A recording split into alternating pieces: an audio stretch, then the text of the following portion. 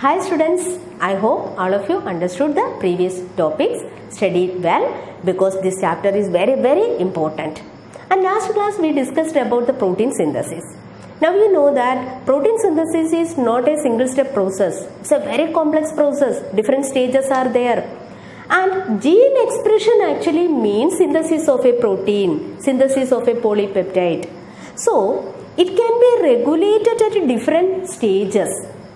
At the transcriptional level, at the splicing level, or when the mRNA is transported to the cytoplasm at that stage, or in the translational level. Okay. And the gene in the cell that regulate a function or a set of functions. For example, in the case of E. coli, there is an enzyme called beta-galactosidase. This enzyme is essential for hydrolyzing a disaccharide lactose into glucose and galactose. Okay. Whenever this lactose is present in the medium, in its culturing medium, growing medium, then this enzyme will be synthesized and lactose get converted into glucose and galactose. But if the medium lacks this lactose, then there is no need of this enzyme.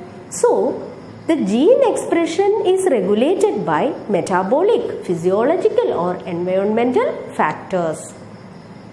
But in the case of prokaryotes, the regulation mainly happens in the transcriptional initiation level.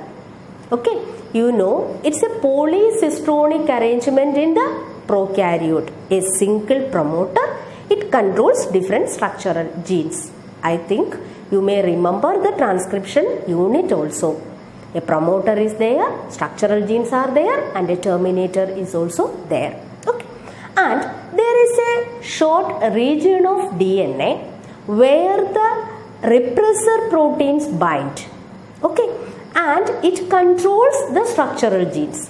And this segment of genes or this short DNA part, that is known as the operator. Okay, and the cluster of genes, this together, all the genes together, it is known as the operon. And there are different types of operon, lac operon, tryptophan operon, valine operon, like that.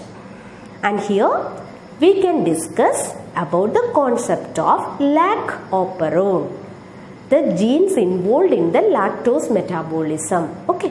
It was first described by Jacob and Monod. And let us check which are the genes of lac operon. Okay. There is a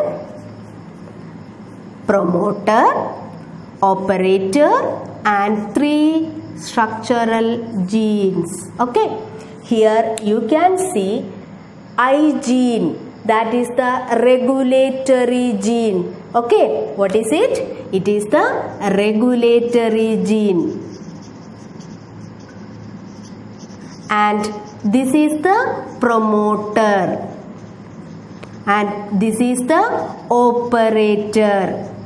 And these 3 are the structural genes. Okay. So, this P, that is the promoter for this one. Okay. So, a regulatory gene, I gene is there.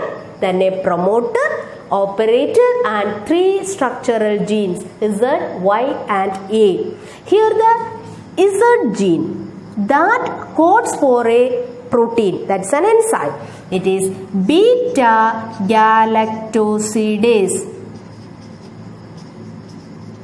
Okay. Beta-galactosidase. What is its function? I already told. It converts lactose into glucose and galactose. Okay.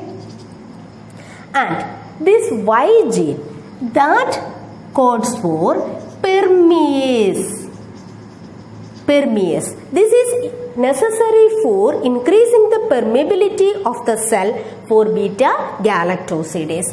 Then the A gene that codes for trans-acetylase. Okay, that helps in the transfer of acetyl group.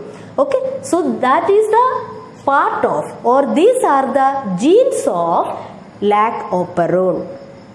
Regulatory gene, promoter, operator, and the 3 structural genes and its function. And whenever we provide lactose in the medium, okay, and lactose is the only source of energy, then all the genes get expressed and they codes for the corresponding enzymes, and lactose converted into glucose and galactose, and it can be utilized. But if there is no lactose in the medium, this process is not required. So there are 2 systems, switch on position and switch off position, in the presence of lactose and in the absence of lactose. Let us check how the genes work in the presence and in the absence of lactose. So first, in the absence of lactose, okay, in the absence of lactose. So here, so the parts of operon, all the genes, okay. So in the absence of lactose, here the regulatory gene, that is the I gene, it transcribes a repressor mRNA, okay, and this repressor mRNA then translates into repressor protein. Protein synthesis has 2 processes, transcription and translation. Now repressor proteins are produced, okay. Suppose this is the repressor protein. So in the absence of lactose, in the medium there is no lactose. At that time, this repressor protein, it binds with the operator. Okay, so what happens here? In the absence of lactose, the repressor protein produced by the I gene binds with the operator. At that time, what happens? The RNA polymerase enzyme cannot bind at the promoter region. During transcription, when the RNA polymerase enzyme binds at the promoter region, the entire process gets started. Okay, here this interaction stops or prevents the RNA polymerase to bind with the promoter region. So there is no synthesis of these enzymes. The entire system gets switched off. Okay, that is the case of absence of lactose. Repressor protein binds with the operator and the entire system switched off. Now let us check what will happen in the presence of lactose. Presence of lactose. Okay, so the parts of operon,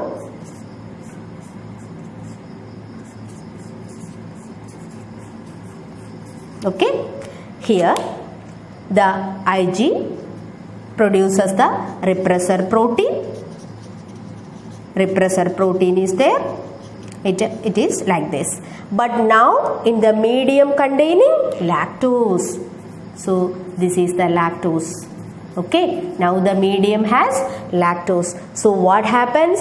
This lactose binds with the repressor protein. So there is a structural modification. It cannot bind with the operator now. So when lactose is present in the medium, lactose interacts with the repressor protein so that it cannot bind with the operator. Then the RNA polymerase can bind at the promoter region. So what will happen? All the genes get expressed. What is the gene expression? Here this Z gene produces beta galactosidase. Okay, this one permease and this one trans-acetylase. So beta galactosidase convert lactose into glucose and galactose and it can be utilized. But when the lactose is completely consumed, then the system gets switched off. That means here the lactose acts as the inducer. Here lactose is the inducer. Okay. because in the presence of lactose only this system gets switched on. Okay, study all these things. This lac operon is also very important. The next topic is Human Genome Project that we can discuss in the next class. Thank you.